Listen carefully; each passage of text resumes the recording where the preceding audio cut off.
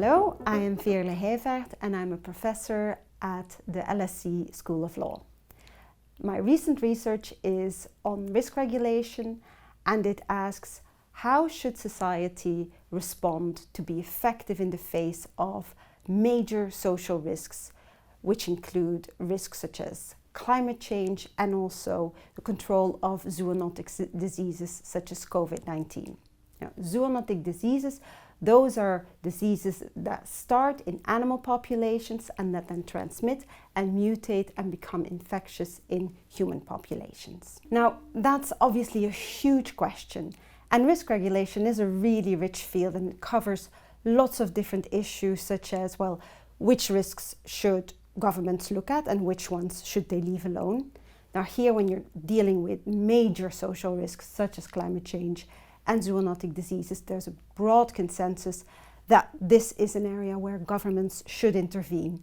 But even if that's settled, there are lots of other issues such as, well, how should regulators set standards for behavior in those areas? How should they communicate those standards to the target audience? And how should they enforce the standards?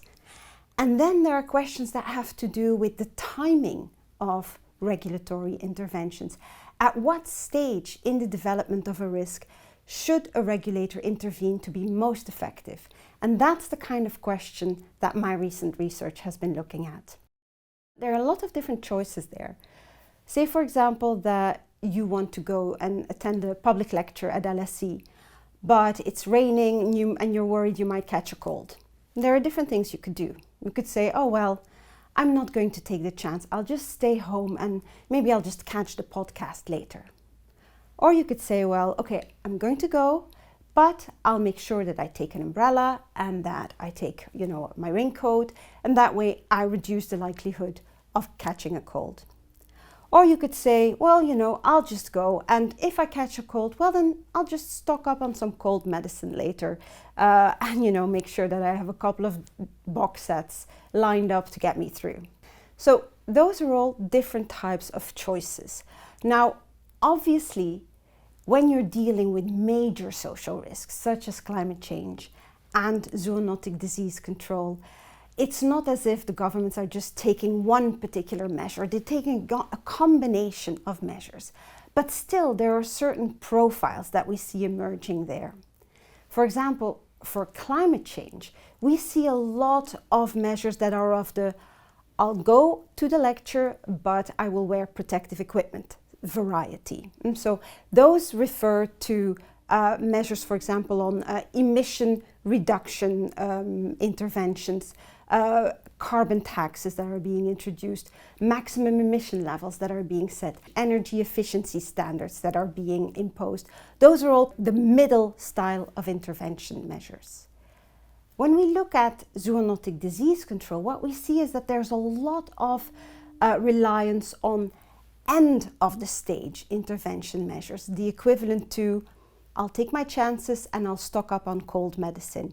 For example, there's a lot of reliance on culling, on actually taking out diseased populations after a disease has already entered into society and spread among animal populations. Now, okay, that's fine. We have this particular profile, not so much early stage intervention, a lot more middle stage intervention, and especially for zoonotic diseases, heavily reliance on end of the cycle intervention. Now, the question is that the right kind of mix? Is that the most effective solution? And here, my research argues that actually it isn't. That because of the particular risk profiles of climate change and also zoonotic disease risks, we should actually be investing a lot more in early stage intervention than we currently are. Basically, there are two reasons for that. So we need to do a lot more of the let's stay at home, let's not take the risk to begin with kind of intervention. And there are a few reasons for this. Key reasons are, first of all, if we look at what kind of risks these are, climate change risk and zoonotic disease risks, they're special risks. They're what I label intersystemic systemic risks. Now, what that means is that if these risks materialize, they don't only create particular negative consequences, but they actually trigger additional risks that cascade through social systems.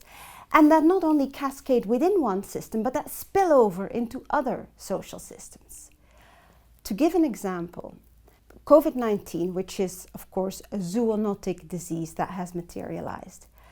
The risks related to COVID-19 aren't just that an individual catches COVID-19 and gets sick, but also that the health system itself comes under pressure. And if the health system as a whole comes under pressure, that means that people who don't have COVID-19 but who struggle with other illnesses are also at risk.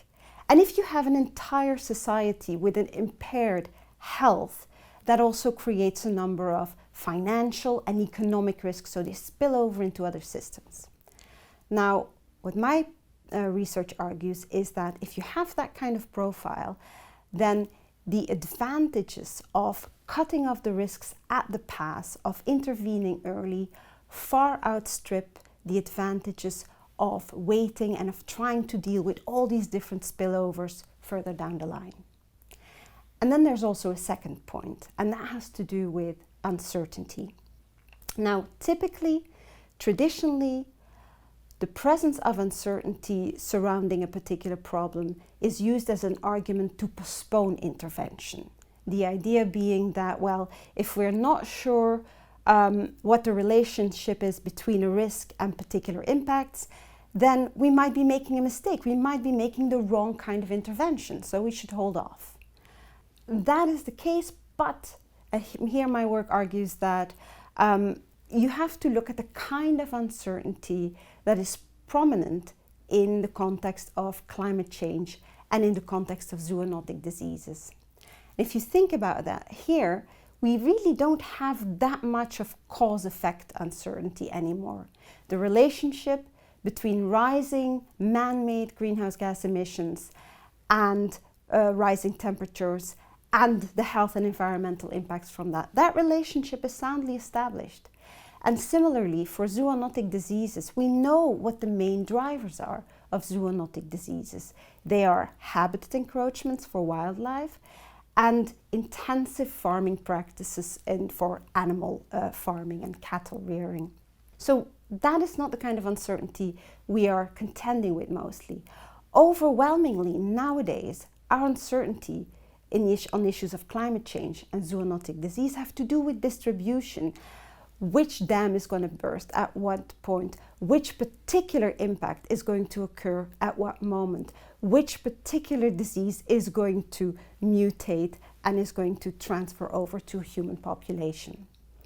But that kind of uncertainty, distribution uncertainty, that uncertainty is not one that is best fought with end-of-the-line late intervention measures. It's best fought with early intervention measures. So those are two key reasons why my work argues that we should be investing more in early stage interventions in both of these fields. Now, practically, what does this translate in? Well, for zoonotic diseases, for example, it would mean that we would invest a lot in having much more extensive habitats protection and also really in thoroughly changing the production processes in the global supply chain for animal products. When it comes to climate change, it means investing a lot more in having tougher restrictions on issues of development consent at the planning stage, and also in downscaling and phasing out the very production of fossil fuels to begin with. Now, politically, these are hard messages to sell, but what I hope my research and more of our research here at LSE shows is that, at least from a risk regulation perspective, they're the sensible choice to make.